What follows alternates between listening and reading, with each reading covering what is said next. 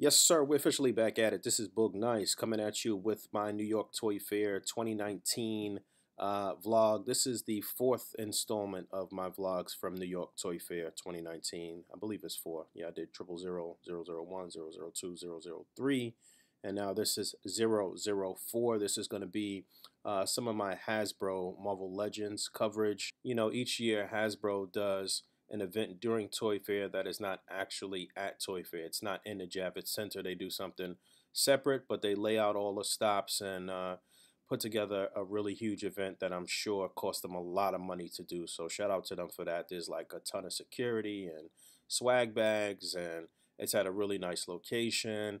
And, you know, they got to pay all of the people that's there doing it for the day, aside from the Hasbro reps. I mean, like the security and the staff doing the coat check and all of that stuff. But basically how they set it up is that you go into a large auditorium and they do like a PowerPoint presentation. Each brand within Hasbro comes out and gives you information about the stuff that's coming out for the remainder of the year into the next year. And it's pretty cool. And then after that, they let you go downtown into the downstairs into the showroom to actually see some of the product. And then you also get the opportunity to talk with some of the brand representatives and ask them questions and what have you.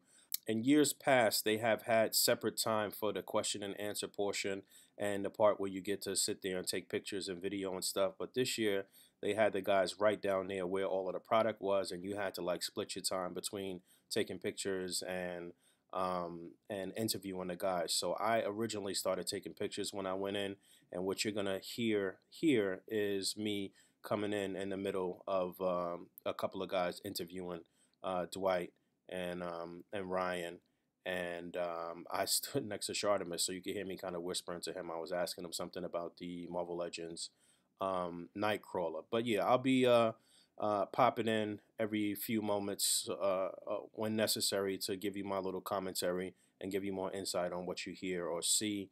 And yeah, let's do it.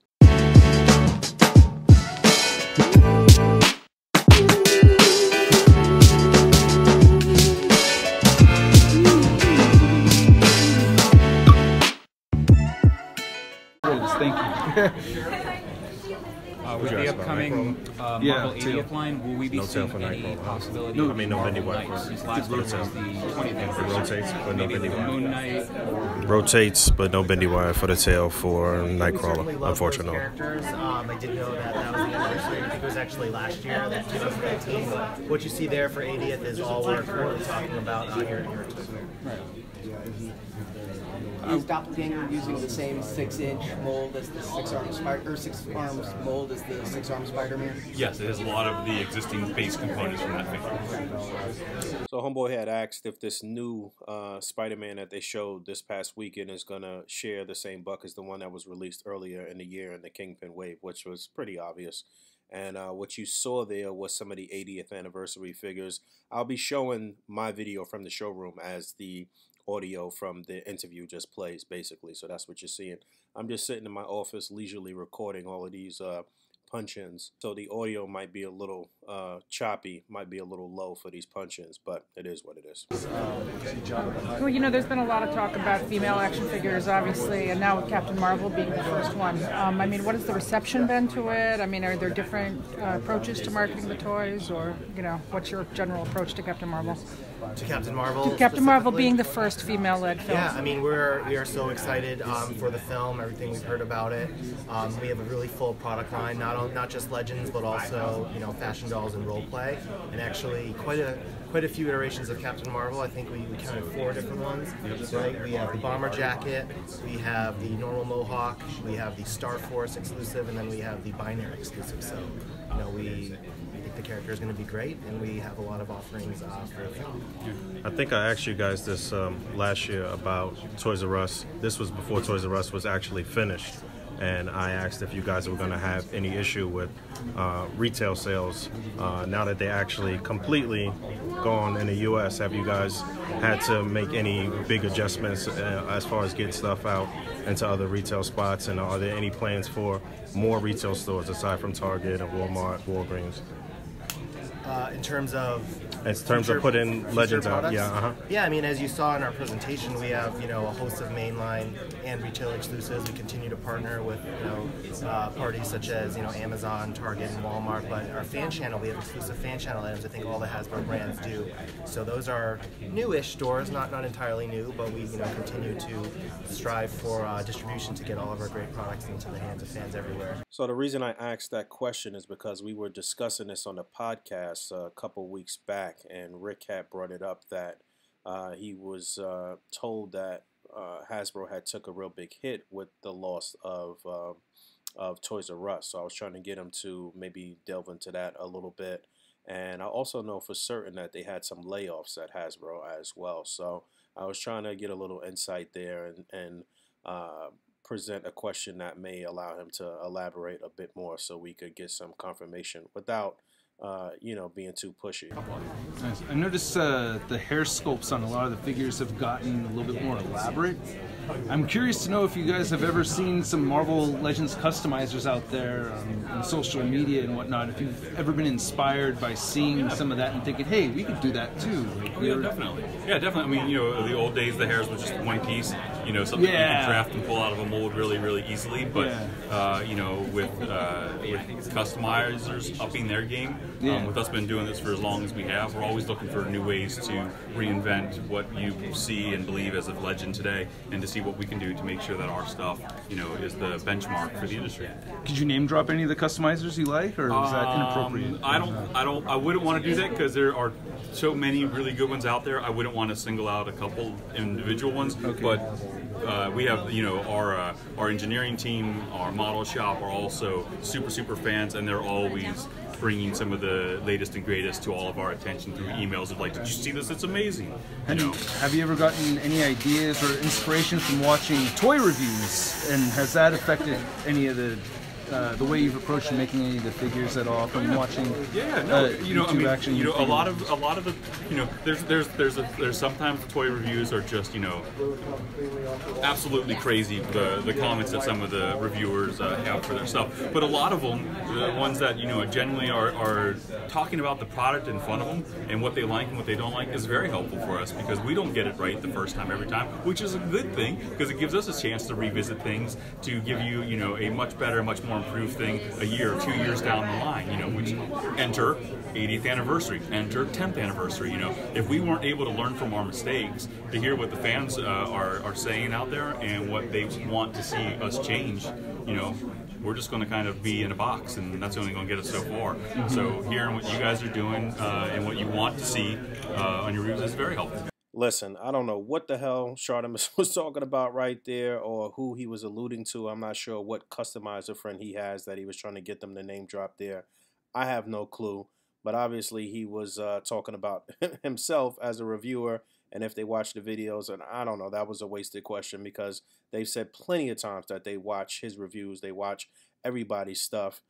In fact, off camera, I was talking to Ryan, and he came up to me and said, yo, I watch your stuff a lot. I really enjoy your videos, and that was great. I didn't record it or anything like that, but I knew that's something that he said to me in the past, and they are absolutely watching anybody who is an influencer, who is putting out content and seeing what the pulse of the community is. There's no question about that. So yeah, I think bottom line, we just we don't operate in a bubble. So whether it's customizers, we're texting each other, look at this awesome job, like should we do a character like this, maybe not, or just watching the feedbacks and the reviews, we take it all into consideration, and we just really appreciate just the discussion, I think, overall. Yeah. Real quick on the 80th anniversary stuff, how's that coming again? How you guys putting that out? So the 80th program is a fall program of 10 items, which are mainline and exclusive, which you saw in the presentation. But then some other items that are comic book related specifically have the 80th anniversary logo on it. So you've noticed on Deadpool and Professor X, they have the 80th logo. The new X-Men Retro series that we just announced, which will be a separate fall wave by itself, that's technically part of 80th. Because it was very, vintage toy focused, which is one of the themes they're doing. So we're kind of, it is a full year program, but then we have that one big fall 10 item program that you saw. All right, so things that stood out to me from that 80th anniversary discussion, or figures that stood out, were Colossus, Dazzler. I was talking about this on the podcast, but we are very close to completing that old school 90s like arcade game X-Men team that had Dazzler, Colossus, Wolverine in a brown suit, Nightcrawler, and Cyclops. So we're about to get Nightcrawler. We're about to get a classic Colossus. I've also been talking about putting together a classic sort of 80s X-Men team, or like giant size X-Men team, and Colossus was a big part of that. I've been advocating for a new classic Colossus for quite some time. So again, I do feel like they're absolutely listening and they have their ear to the street as far as what people want and what's going to be highly sought after. Also, that Juggernaut looked great in person.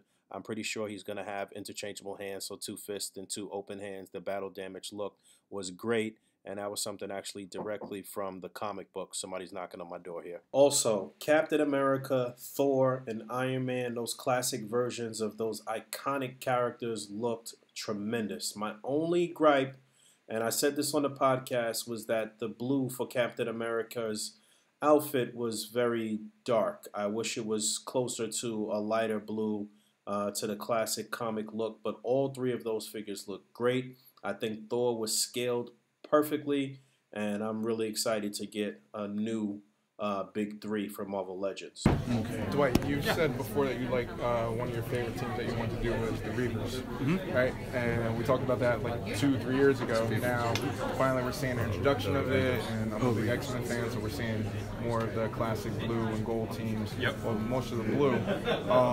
What would be some other teams that you'd like to work on, like maybe Starjammers or finish up the Reavers? I definitely want more Reavers. I got to figure out a way to trick everybody and let me put Bone Crusher as a Build-A-Figure at some point in the future. I don't know if he'd be next in line. I think we have a few other ideas maybe before him, but I would love to see something like Bone Crusher to get out there. I mean, we need a lot of them. We need Deathstrike, we need Pierce, we need there's piles more still to do. So I would definitely like to finish with them. Starjammers are awesome. I would love to get a Corsair and Hepzibah, like 2-pack or something like that for some of those. Especially now that Captain Marvel's big, you can kind of, going into the cosmic stuff. I mean, I love the X-Men.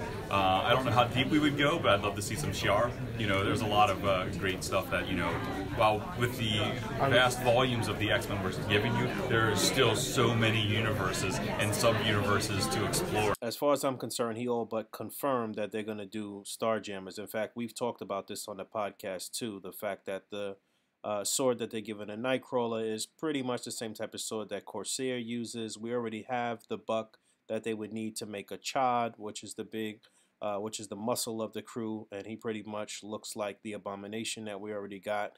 They can use any of the kind of medium male-sized bucks for Corsair.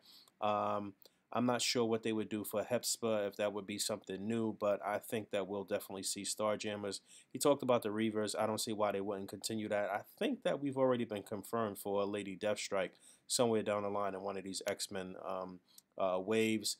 And he talked about Shi'ar. So, they gave us the Lilandra head. We have Gladiator. It's a good possibility that they may do Vulcan or somebody like that and then go into more modern stuff for Shi'ar. Speaking of the Shi'ar, Lilandra, the alternate head with Mystique.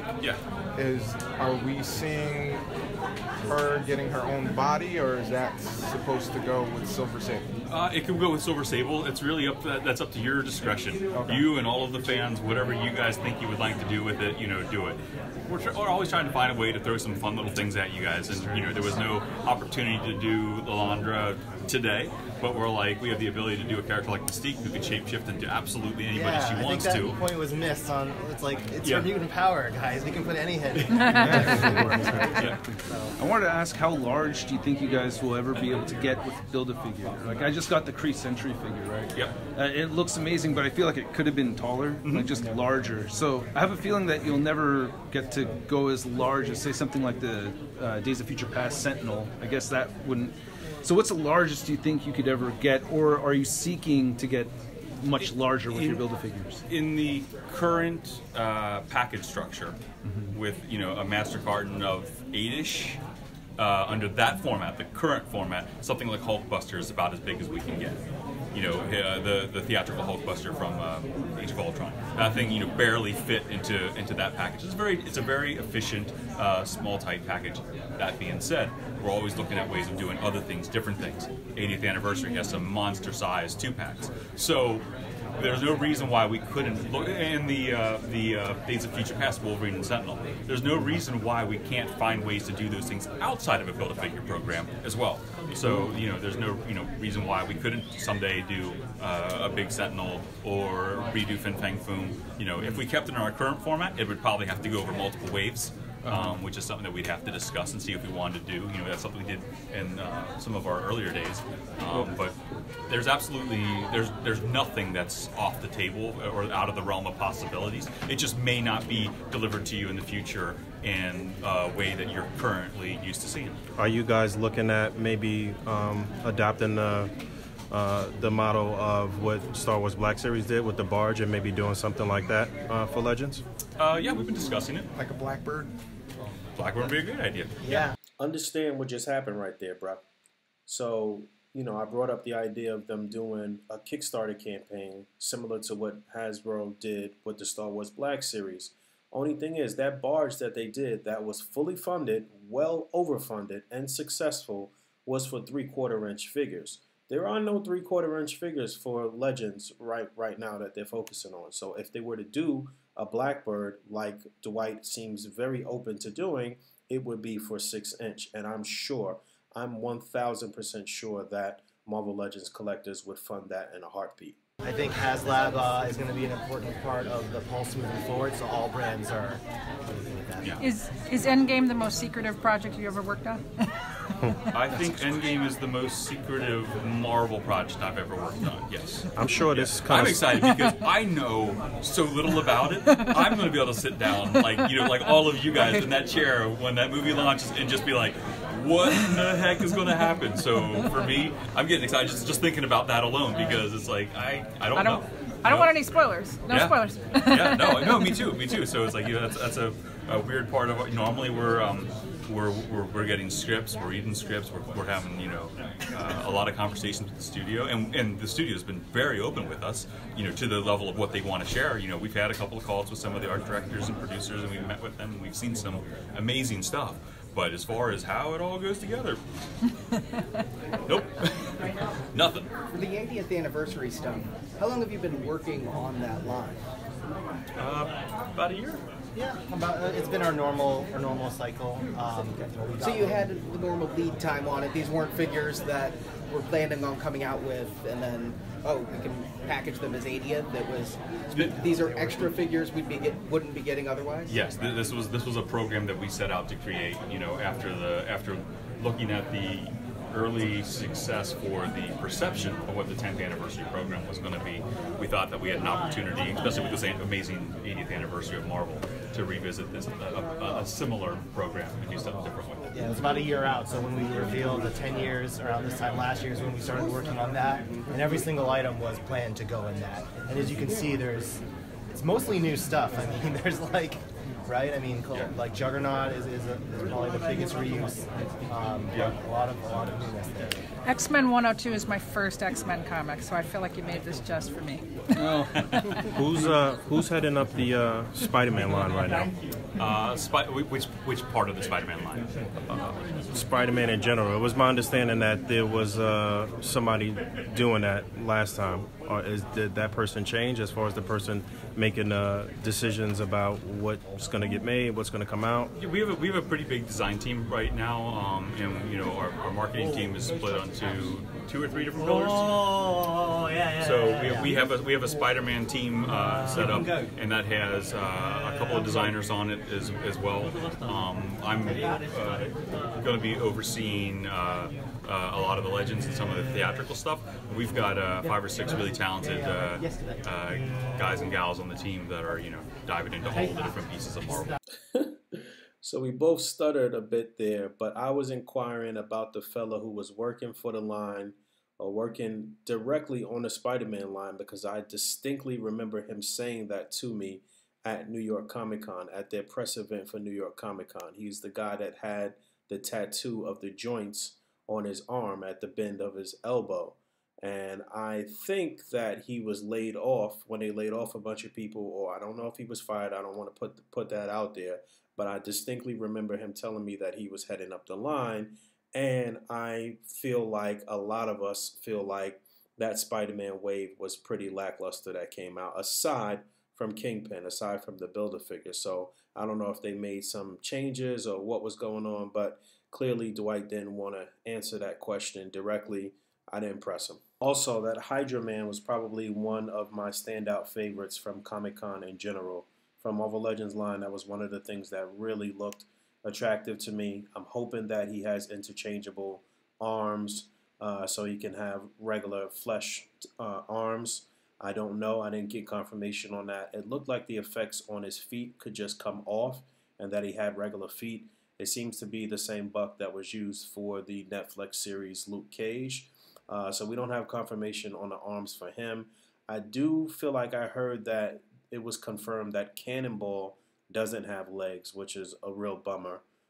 So we'll be waiting to hear further confirmation or see in-package images of some of these things to see if our worst fears are going to come to life or not.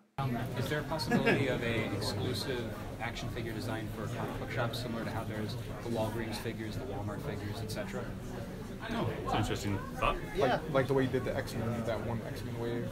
I think it's something we continue to look at. You know, channel strategy is just a big initiative for the company overall, and so yeah, we'll continue to look at things. We are building out the fan channel, which isn't comic books specifically, but it's a couple steps up.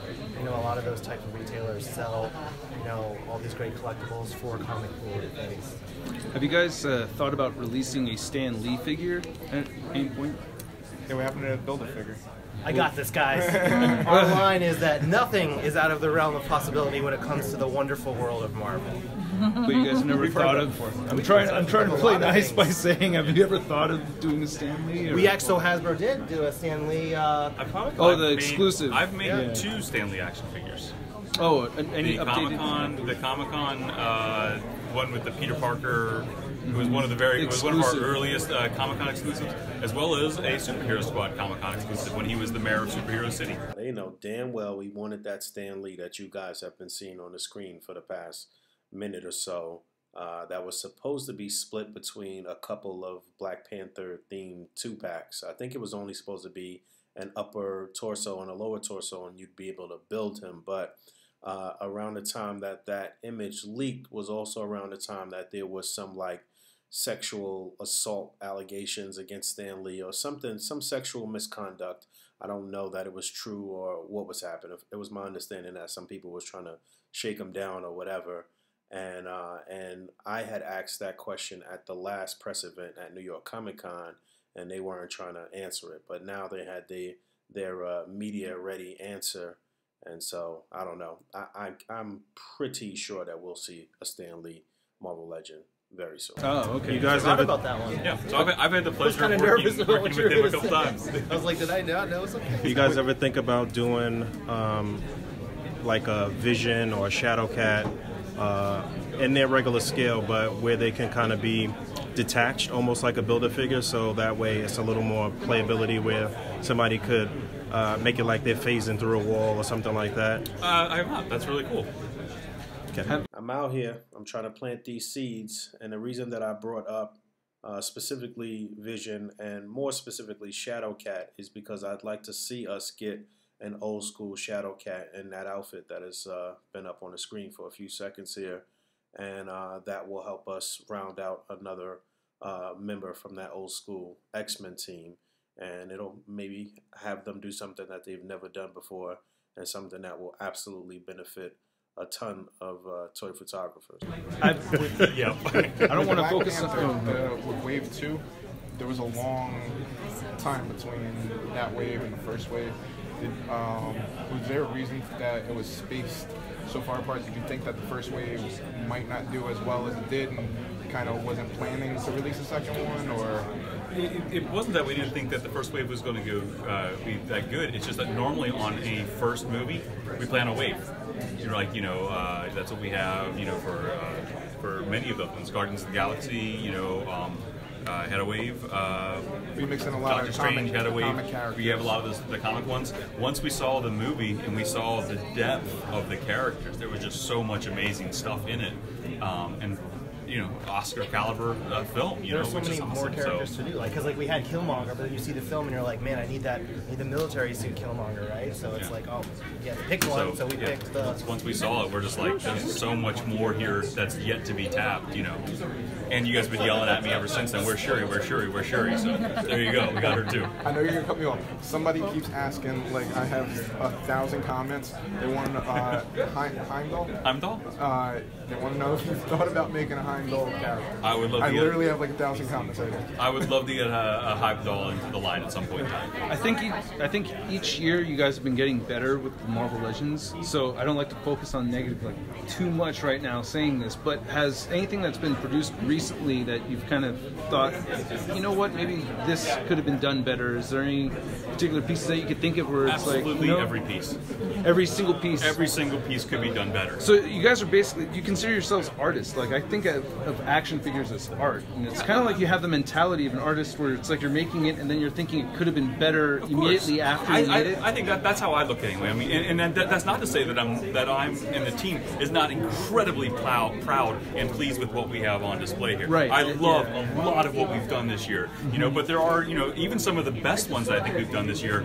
Once you get them in your hand and you're actually, you know, you're playing with them and all the joints are set and designed and engineered, you're just like, it doesn't move quite as far as I would have liked it to move, or bend, you know, quite as far as I'd like it to bend. But there's nothing specific you could mention though? Nothing like that recently came out recently that you could just sort of... Just to kind of piggyback on that, I'm gonna continue your question, but I want to ask one other thing too. Are you guys, last one, are you guys actively looking at Toy Biz stuff when you're trying to redo Toy Biz, things that have come out with Toy Biz? Are you like absolutely trying to crush what they have done originally and make it better?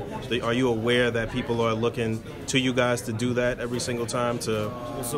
Yeah, I mean, I think so. Like, we do vintage-inspired lines, which is like, you know, homage to it, and then we're also well aware of, you know, what we feel could use an update. But those figures, I mean, it's not like when we do one, it's not because we think the Toy Biz version, you know, wasn't great. It was just it's a different time. It's new most of them are really they're good. They're expensive to get. They're tough to get. So I want to catapult off it, you know, just because Toy Biz did a great action figure 10, 15 years ago.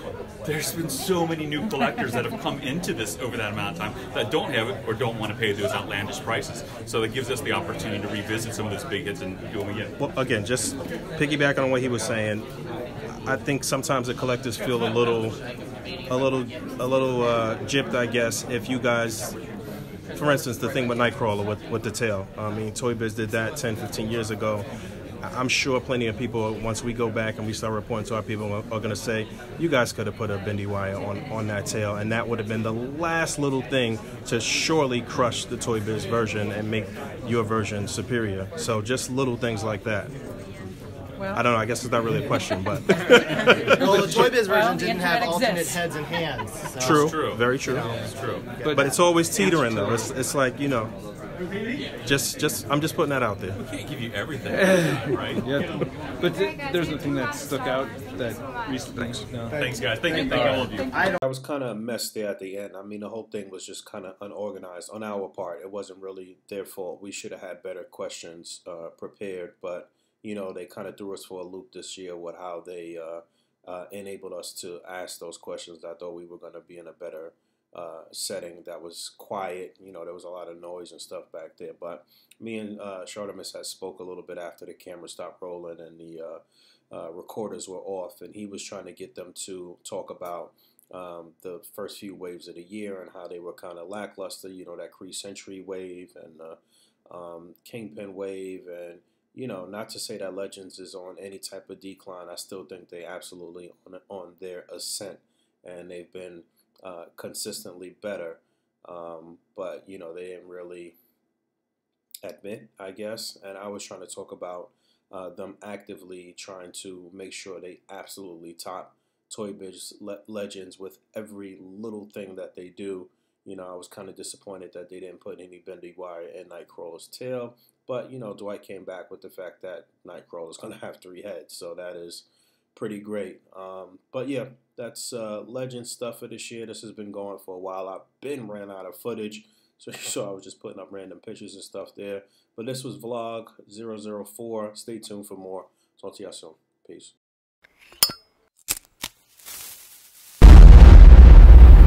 That's crispy.